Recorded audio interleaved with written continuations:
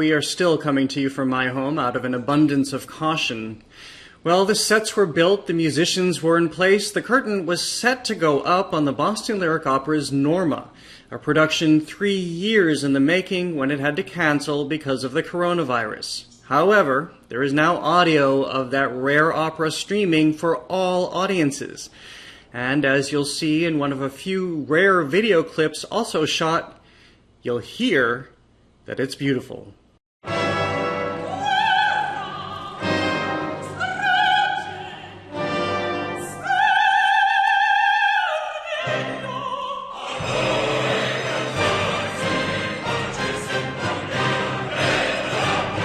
Esther Nelson, you're the General and Artistic Director of Boston Lyric Opera. Thank you so much for joining us. Thank you very much for having us. Thank you. Well, let's just start. For people who don't know the background to this, Norma hadn't been done in this city in some 40 years. You took this on. What were you taking on in presenting this opera? A great example of what we call Bel Canto, which simply means good, nice singing, beautiful singing. It's a fantastic opera with lots and lots of good melodies, deceivingly simple to the ear, beautiful melodies, but extremely complicated for the singers to sing.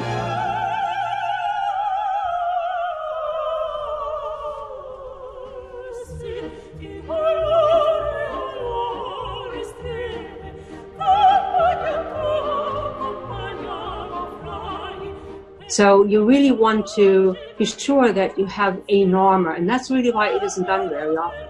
You have to have a singer in mind who you believe can conquer this role, and it can make or break an artist. What makes this such a difficult role? What makes it a circumstance that a city wouldn't even attempt it in some 40 years? You have to have a singer of great technical ability. Not only do you have to sing the notes, but you have to relax into them in such a way that the coloratura and seems completely at ease and natural. And for it to sound easy is what's complicated. Well, remind us, for people who don't know, very succinctly, what is the story of Norma, since a lot of us haven't had the chance to see it?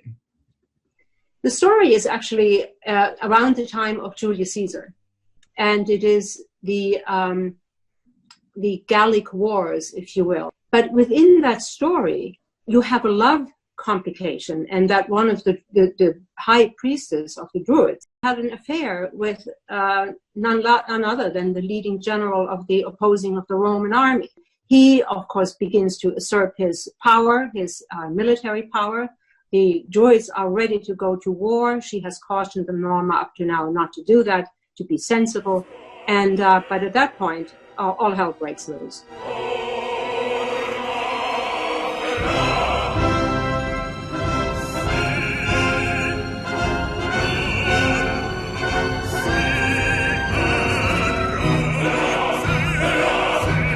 So you have all of these conflicts between individuals, love triangle, personal dramas, against the backdrop of a nation or a group of people that's been conquered, and a conquering nation.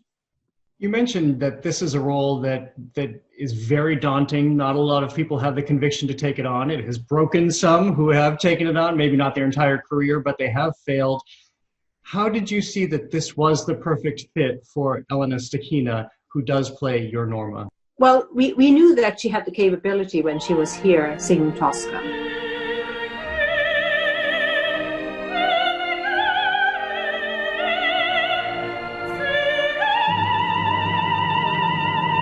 And we actually took a greater risk, I would say, hiring her for Tosca at the time, because she had not performed in the United States. We had actually not seen her in a full role, though we were familiar with her. But at that point, it was clear that that was something where she was headed, where her voice was heading. And she felt, more importantly, comfortable with the idea, and that was a role she wanted to try.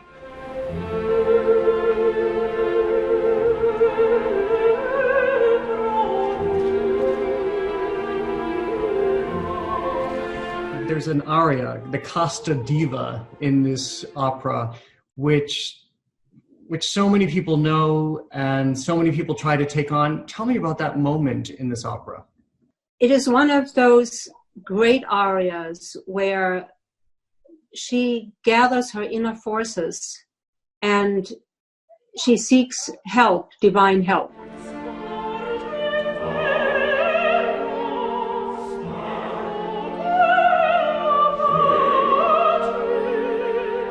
And I think it's a human moment, and that's why this aria, in so many ways, the music speaks to all of us, because you don't have to understand a word. You know exactly what this woman needs. She needs help. One of the people for whom this opera had deep resonance was Walt Whitman. Do you have a sense of what impact this piece had on him? Well, I think he was not the only one. This opera conquered not only Europe very quickly, but also in the US. And in fact, it was brought in many ways out to the Wild West. And that, I think, was uplifting probably to many of the pioneers who were out there stuck in the wilderness, and that there would be an aria that had been written not too long before that time in Italy, giving solace to people out in the Wild West, I think speaks to the power of music and opera. Well, we know the circumstances around this obviously changed with the coronavirus pandemic entering in our midst, and you had to make the painful decision not to go forward with it because it was to open just as we were getting the guidelines that we shouldn't be gathering. But what were you able to do that we are able to at least hear the opera? When we realized that potentially even opening night was at that point in jeopardy, we decided that we needed to at least try and capture the dress rehearsal, because there may not be another opportunity. As it turned out, the next morning, that in fact was clear that there were no performances. And I have to say, that night of the performance, it's a rehearsal. The recording is of a rehearsal. And you didn't have time to place the mics perfectly. You have people walking around, singing in opposite directions, walking up and downstairs. But the energy in that room was palpable. So everybody had a sense that this was so important to capture that moment.